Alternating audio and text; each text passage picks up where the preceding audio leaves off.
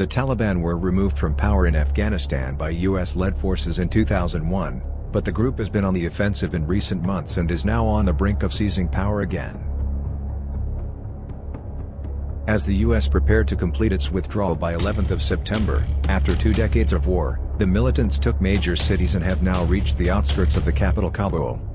The group entered direct talks with the US back in 2018, and in February 2020 the two sides struck a peace deal in Doha that committed the US to withdrawal and the Taliban to preventing attacks on US forces. Other promises included not allowing al-Qaeda or other militants to operate in areas it controlled and proceeding with national peace talks. But in the year that followed, the Taliban continued to target Afghan security forces and civilians, and advanced rapidly across the country. The Taliban, or students in the Pashto language, emerged in the early 1990s in northern Pakistan following the withdrawal of Soviet troops from Afghanistan.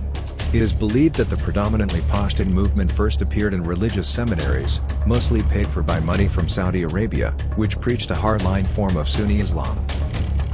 The promise made by the Taliban, in Pashtun areas straddling Pakistan and Afghanistan, was to restore peace and security and enforce their own austere version of Sharia, or Islamic law, once in power.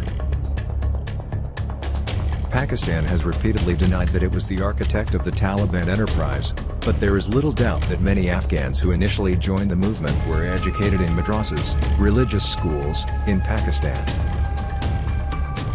Pakistan was also one of only 3 countries, along with Saudi Arabia and the United Arab Emirates, UAE, which recognized the Taliban when they were in power in Afghanistan. It was also the last country to break diplomatic ties with the group. At one point, the Taliban threatened to destabilize Pakistan from areas they controlled in the northwest. One of the most high-profile and internationally condemned of all Pakistani Taliban attacks took place in October 2012. When schoolgirl Malala Yousafzai was shot on her way home in the town of Meengora. A major military offensive 2 years later following the Peshawar school massacre greatly reduced the group's influence in Pakistan though. At least 3 key figures of the Pakistani Taliban had been killed in US drone strikes in 2013, including the group's leader, Hakim Mullah Masood.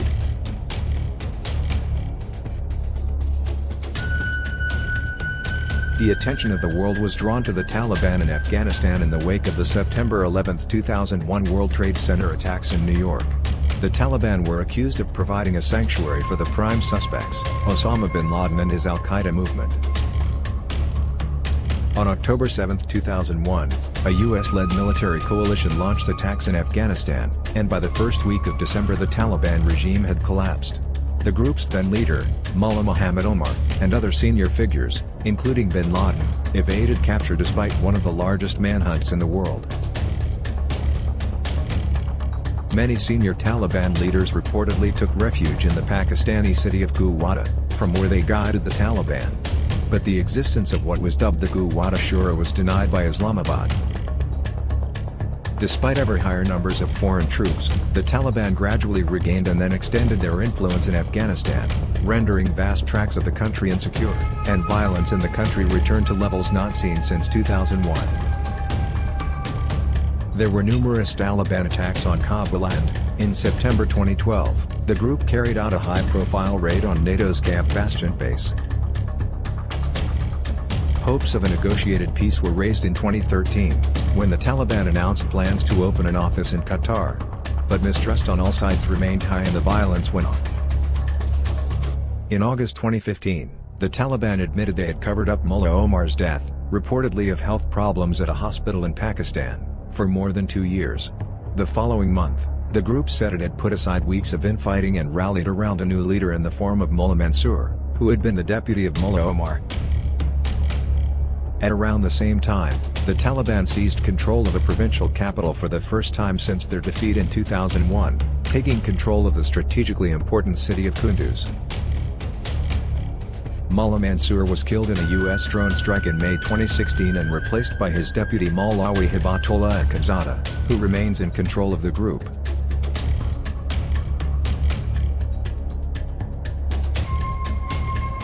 In the year following the US Taliban peace deal of February 2020, which was the culmination of a long spell of direct talks, the Taliban appeared to shift its tactics from complex attacks in cities and on military outposts to a wave of targeted assassinations that terrorized Afghan civilians.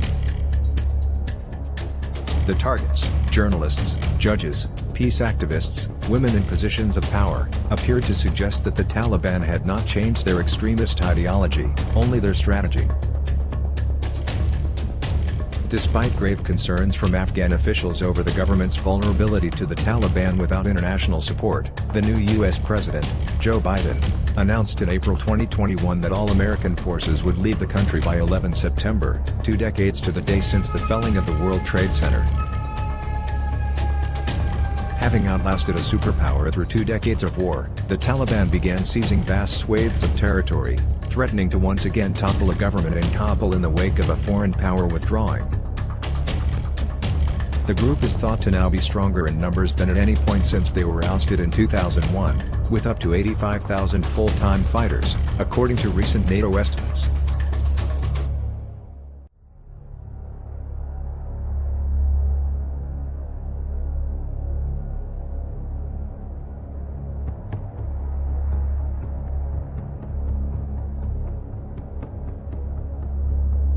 However, in many cases the Taliban have been able to take over major cities without a fight, as government forces surrendered to avoid civilian casualties. A U.S. intelligence assessment the same month reportedly concluded that the Afghan government could fall within 6 months of the American military departure.